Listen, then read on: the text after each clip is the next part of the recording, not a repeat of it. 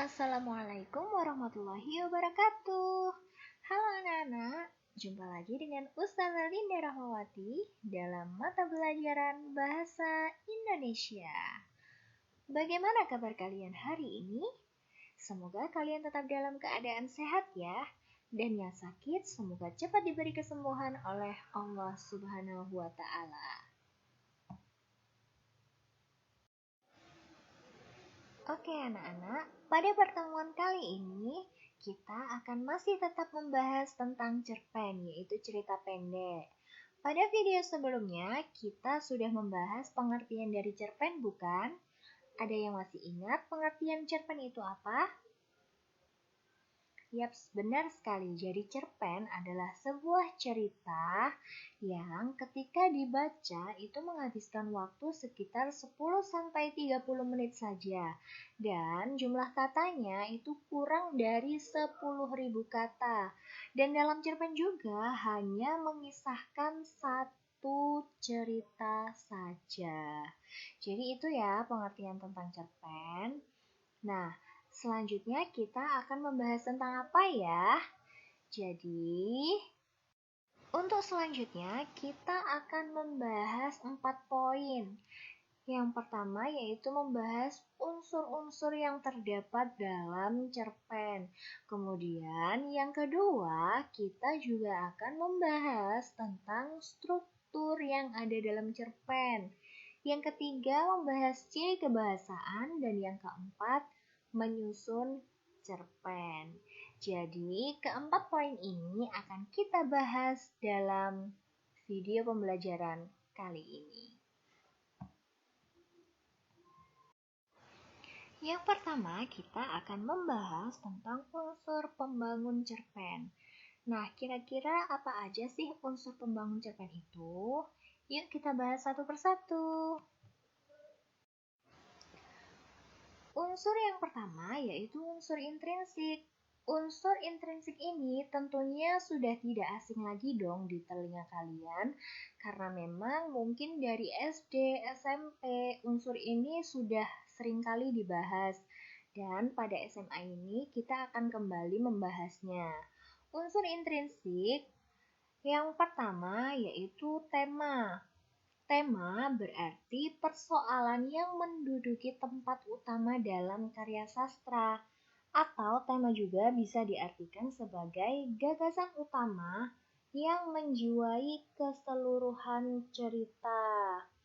Oleh karena itu, tema dari sebuah cerpen dapat ditemukan dengan cara menyimpulkan keseluruhan cerita. Dan biasanya tema yang digunakan dalam penulisan cerpen menyangkut persoalan kehidupan seperti masalah kemanusiaan, kekuasaan, kasih sayang, maupun persahabatan. Kemudian unsur yang kedua ada tokoh dan penokohan. Sudah jelas dong di sini tokoh berarti pemeran atau pelaku dalam sebuah cerpen. Kemudian kalau penokohan berarti watak si pelaku. Kalau penokohan ini biasanya ada dua ya. Yang pertama ada penokohan antagonis, biasanya yang jahat-jahat gitu. Dan biasanya nggak begitu disukai oleh para penikmat karya sastra. Kemudian ada juga penokohan yang protagonis, yaitu tokoh yang baik-baik. Seperti itu. Kemudian untuk dapat menentukan sebuah penokohan, kalian bisa menggunakan dua metode. Metode yang pertama yaitu dengan metode langsung atau disebut juga dengan metode analitik.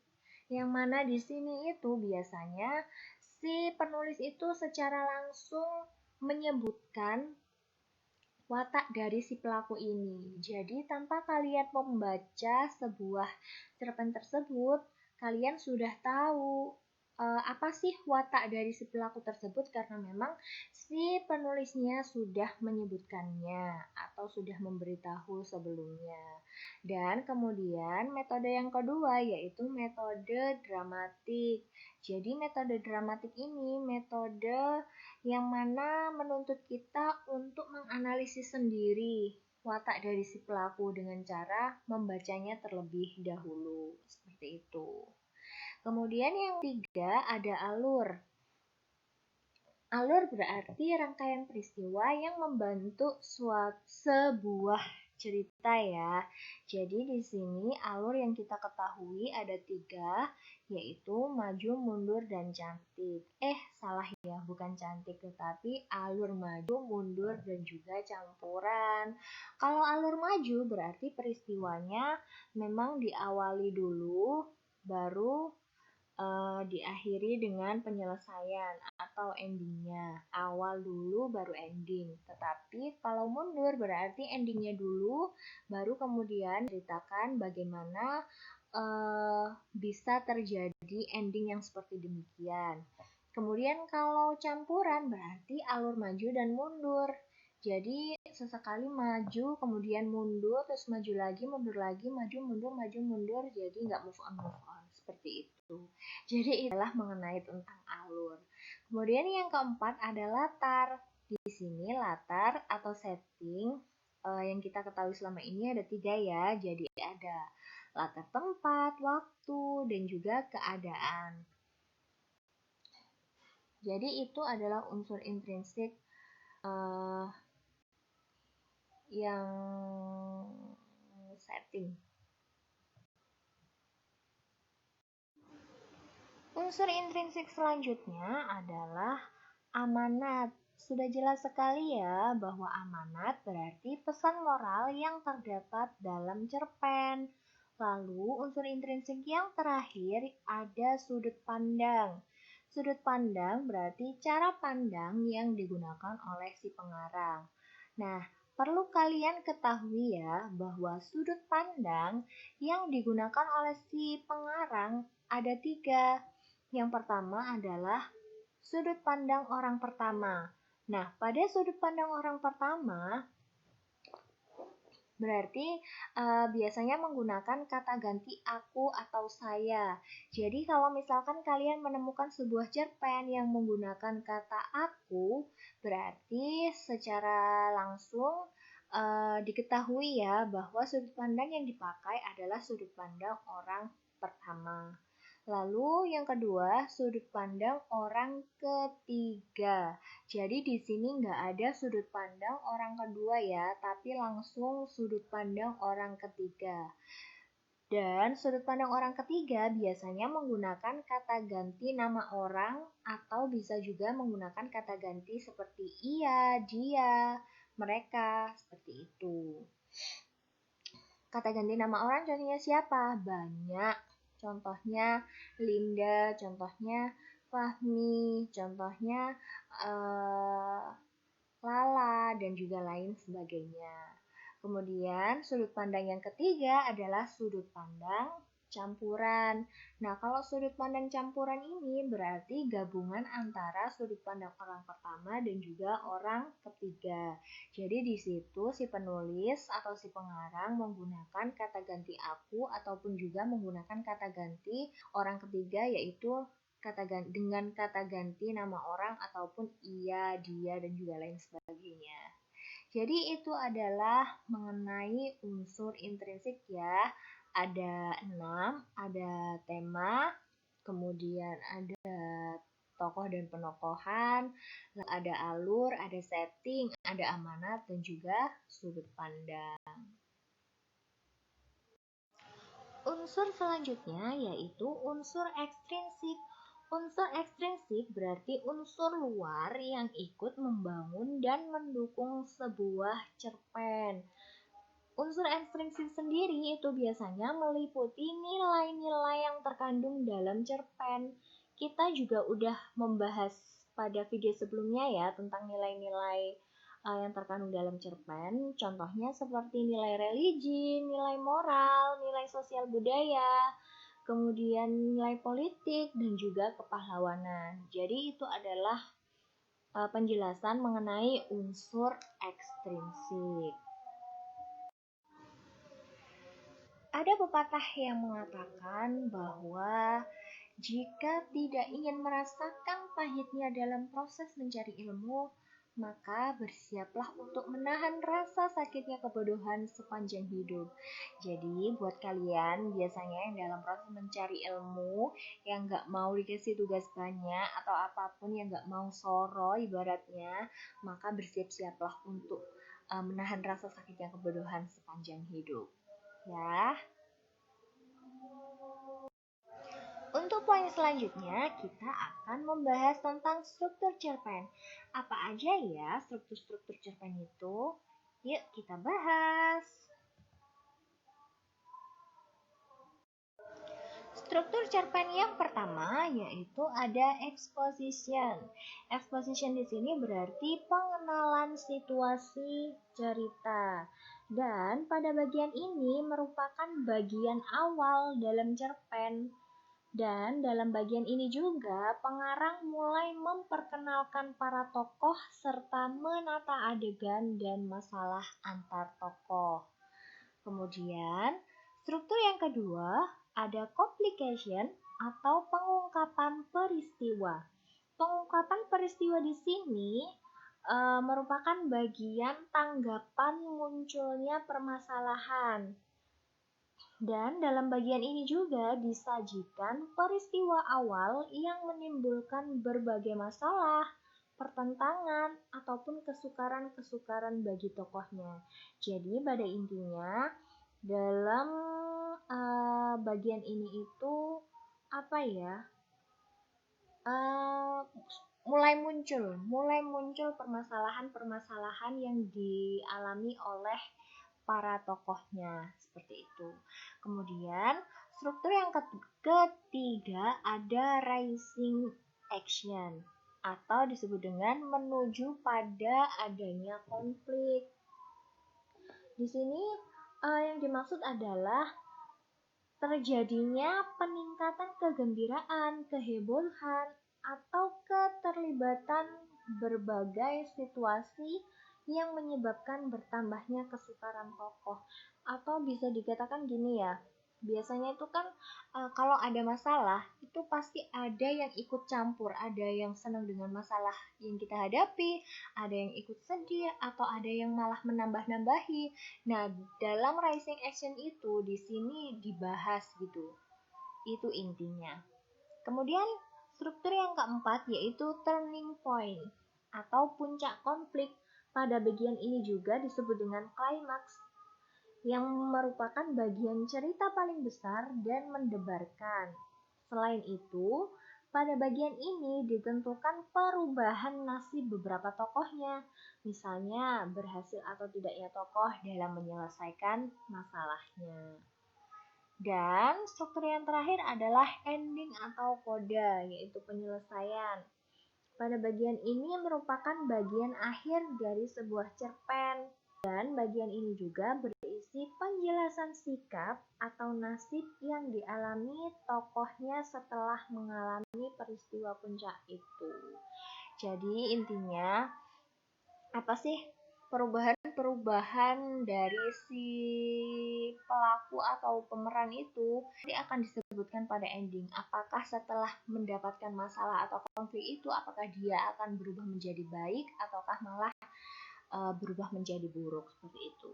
Dan biasanya juga dalam cerpen pada penyelesaian atau ending ini itu ada juga yang akhir ceritanya itu menggantung tanpa adanya penyelesaian.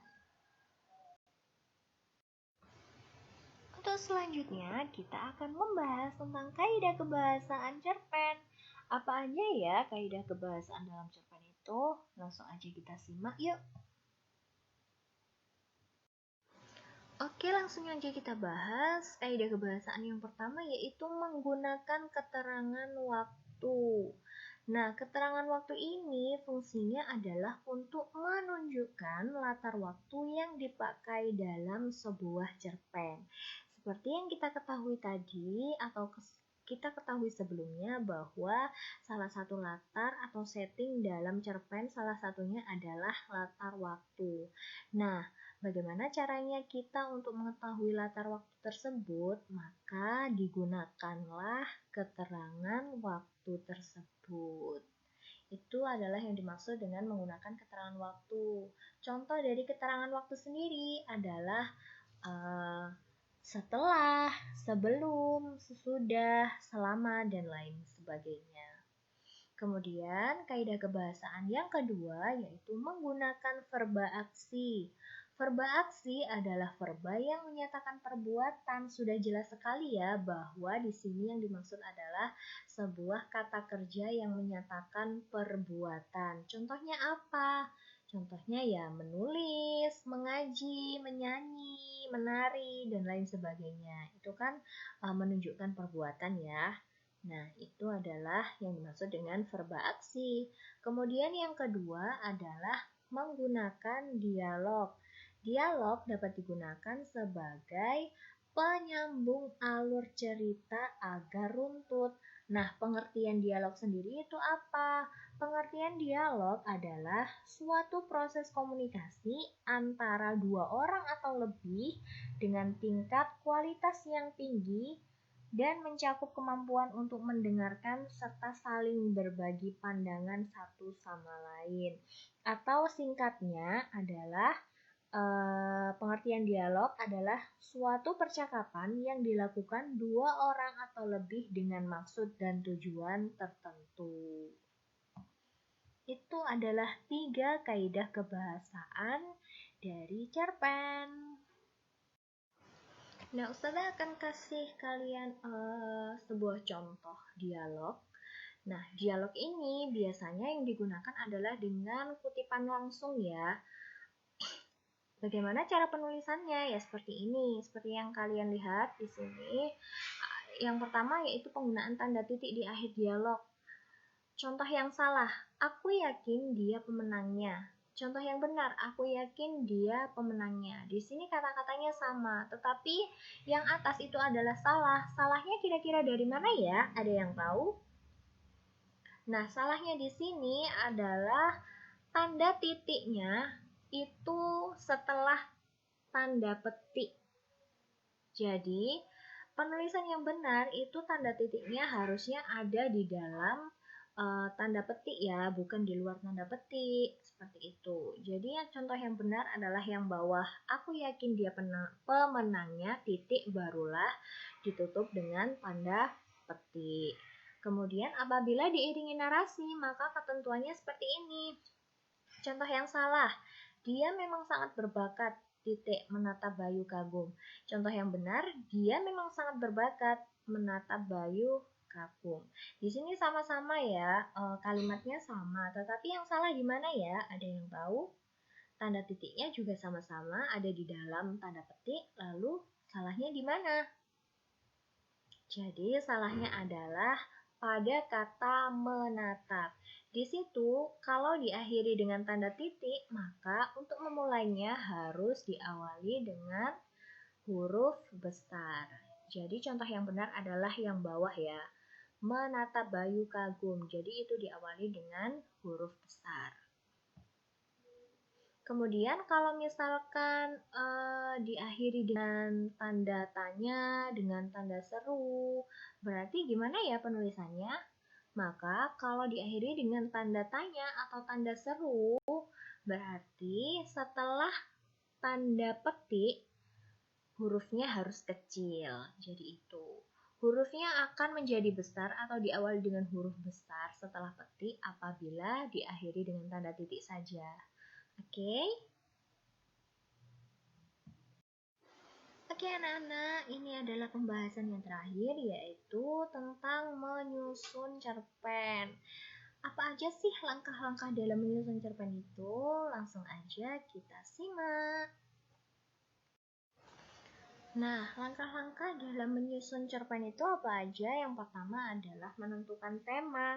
Tema merupakan pokok pikiran dalam penulisan sebuah cerpen ya. Jadi, tema ini sangat penting sekali ketika kalian ingin atau hendak membuat cerpen, maka kalian harus tentukan dulu temanya. Kalian mau menceritakan tentang apa seperti itu?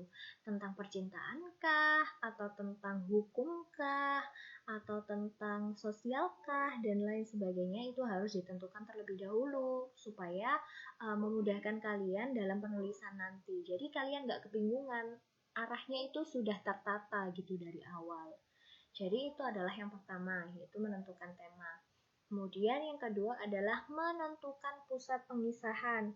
Menentukan pusat pengisahan ini disebut juga dengan sudut pandang. Jadi apa sih namanya? Dalam sebuah cerpen itu penulis dapat menempatkan dirinya sebagai tokoh utama. Selain itu, penulis dapat menempatkan dirinya sebagai pengamat ataupun pelaku sampingan. Seperti yang sudah kita bahas sebelumnya bahwa sudut pandang itu ada 3. Bisa menggunakan sudut pandang orang pertama, orang ketiga, ataupun juga campuran. Kemudian yang ketiga yaitu menentukan penokohannya. Jadi kalian tentukan juga sifat-sifat atau juga pelaku yang terdapat dalam cerpen kalian itu apa aja, siapa saja seperti itu. Dan kalian tentukan juga penokohannya seperti apa, wataknya seperti apa. Itu. Dan kalian juga bisa menggunakan metode analitik maupun dramatik juga. Kemudian langkah yang 4 yaitu menentukan latarnya. Latar atau setting ada 3 ya yang udah kita jelaskan atau kita bahas tadi. Jadi kalian juga harus tentukan juga di mana tempatnya, di mana kapankah waktunya atau bagaimanakah suasananya seperti itu. Dan yang terakhir, setelah semuanya sudah ditentukan, maka kalian tinggal menyajikan cerpen dengan cara yang menarik. Setelah menentukan tema, menentukan pusat pengisahan, tokohnya siapa aja, bagaimana sifatnya, dan latarnya seperti apa, maka kalian tinggal menulis aja cerpennya dengan cara yang menarik. Jadi itu ya yang kita bahas hari ini. Yang terakhir adalah menyusun cerpen. Oke anak-anak, sampai di sini dulu pembelajaran kita hari ini. Semoga bermanfaat dan apabila ada pertanyaan, silakan kalian hubungi di nomor yang tertera pada slide tersebut atau bisa juga melalui email dan juga Instagram. Oke anak-anak, sampai jumpa pada video selanjutnya. Tetap jaga kesehatan. Billahi taufiq wal hidayah. Wassalamualaikum warahmatullahi wabarakatuh. See you, bye-bye.